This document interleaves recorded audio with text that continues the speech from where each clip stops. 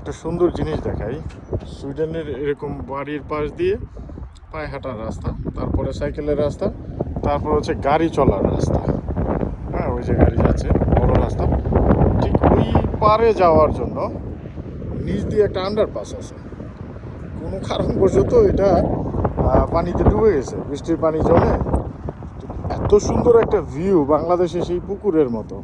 এখানে আবার ছোটো বাচ্চারা এই যে আমরা পুকুরের নামার জন্য যেরকম পথ, ওই রকম পথ বানিয়ে রাখছে। চমৎকার একটা ভিউ, মানে মনে হয় যে পুকুর পাড়ে আম গাছ বা বড়ই গাছের ঢালে। হ্যাঁ, চমৎকার একটা ভিউ। তো পাশ দিয়ে যে এইরকম কিছুক্ষণ আগে আবার এখানে একটা হাঁস দেখলাম।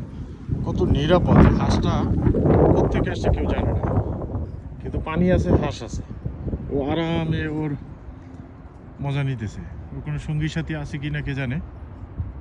মানে কত নিরাপদ। বাংলাদেশ হলে হাঁসটার ধরে পাবলিক খেয়ে ফেলতো। আর ওই যে উপর দিয়ে মানুষ যাইতেছে, গাড়ি যাইতেছে নিচ দিয়ে।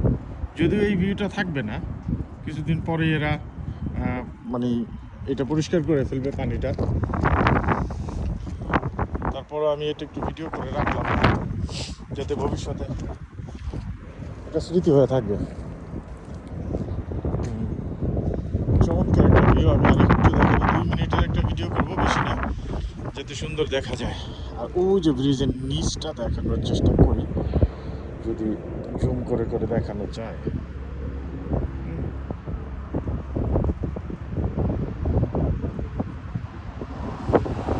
আমার খুব ভালো লাগছে এটা।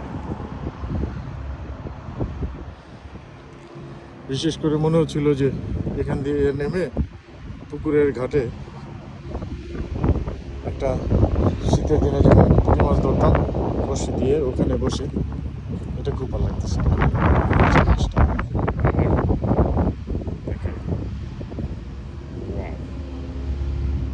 শান্তিতে মজা কর ভাই, হয়তো এই সুখটা আর পাবি না। পানিটা পরিষ্কার হয়ে যাবে 1 সপ্তাহের মধ্যে। Good luck, by.